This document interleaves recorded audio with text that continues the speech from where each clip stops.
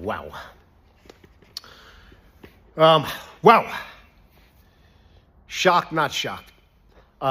First, let me get this off my chest. I want to sincerely apologize to the many of you I insulted by calling you pussies throughout this campaign. I mean, there are some of you that have been pussies before this campaign. Whatever. But I should call you, from now on, I will call you New Yorkers.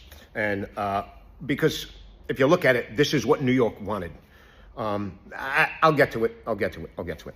This is what New York really wanted. I mean, look, 62% of the voters for Mamdamdy were foreign-born. The majority of the young women in the city voted for Mamdamdy. Now, I know many of you are pissed off at Curtis, myself, and Giuliani, and the rest of us, 100,000 or so, real supporters for Curtis, and supporters to put an end to this invasion of these radical Islam, communist, jihadi, socialist bullshit that has been here growing, and here it is now right in our face, running the fucking city now, which was inevitable. And that's why we were trying so hard to let you people know, come on, man, we could stop this forever, because the vote for Cuomo, a win for Cuomo, would have made you people happy, but just temporarily. Because my vision is I see a little further down the road. Obviously, it gets me in some trouble sometimes, but I don't give a fuck. To see that would be a temporary fix to have Cuomo, because you would only build that Mamdamdy, radical Islam, socialist, jihadi shit. It would be here anyway. So that's what we were trying to do. And I wouldn't change anything if the voting was yesterday and we had to start over again. No way, because that is where my heart was.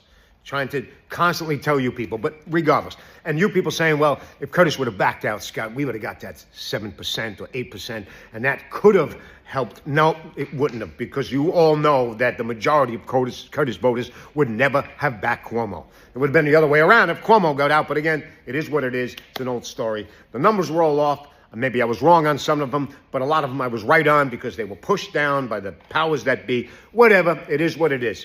So if you want to yell at anybody, you're angry, take it out on me. Go ahead, let it out. But I assure you people who are telling me that I didn't fight hard enough for this fucking city, I want to show you a few things, and I hope you stay to the end, because the end is the big kicker to you people who think you know me. Arrested 1999 at the Brooklyn Museum, where I gave my career away. I lost my art career by going up the second largest museum, because this is a tax-funded, publicly funded institute that uses that money to bash Christianity on a constant basis. And I fought for you, the taxpayers. Private gallery, I would have fought for the artists. But here, no. Locked up for that one. Oh, 2001.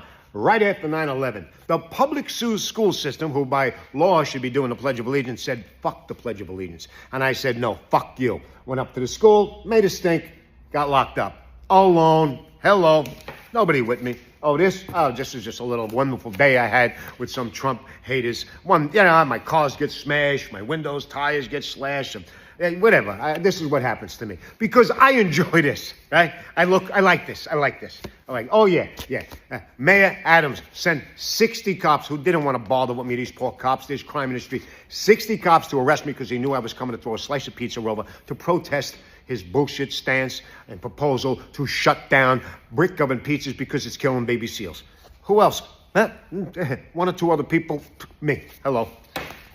French consulate, 2003. Right there, got locked up, spent the weekend in central booking, not for being violent like these kids are today, for putting American flags on a French consulate, protesting the French president calling our military cowards and cowboys. How about that?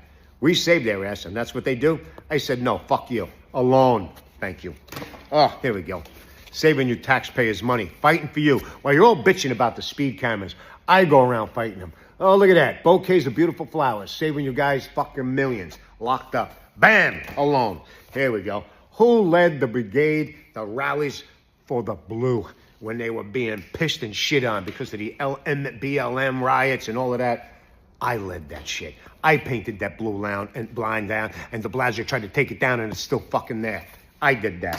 I got locked up, leading the battle with Curtis and a few other troopers here to shut down the illegal alien shelters. That's right, me. Thank you. Me, alone again, locked up for protesting the congestion prices, the cameras. I shut down traffic with my giant middle finger in front of the cameras. Alone. alone for you. Not me. I'm no fighter. Who's this? Who's that guy over there? Who's the guy that opened up this giant fucking revolution against Cuomo's mandates? Well, he shut down your mom and pop businesses. I guess you forget about that. I did. Thank you. And here's the kicker right here.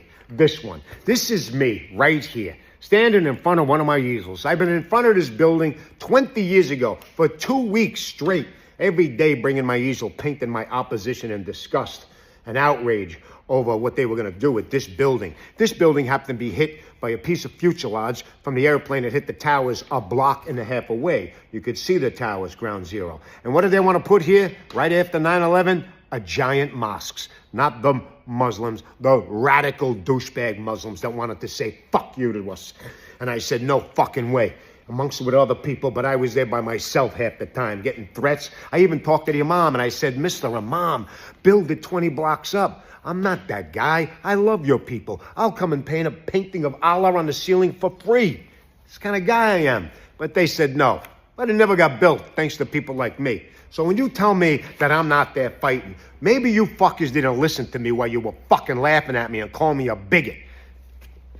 Now, I'm going to get back to business, what I do best, which is to promote patriotism when it's needed. And that happens to be right the fuck now. I'm going to paint more beautiful flags, whether you like it or you're bored of it or not. I don't care. That's my job. And what is the best defense against an invasion of fucking insanity? Patriotism, fuckers. And my coalition is getting a little bigger now, that we are going to get that giant flagpole at ground zero, which should be, and it should be more there now more than ever.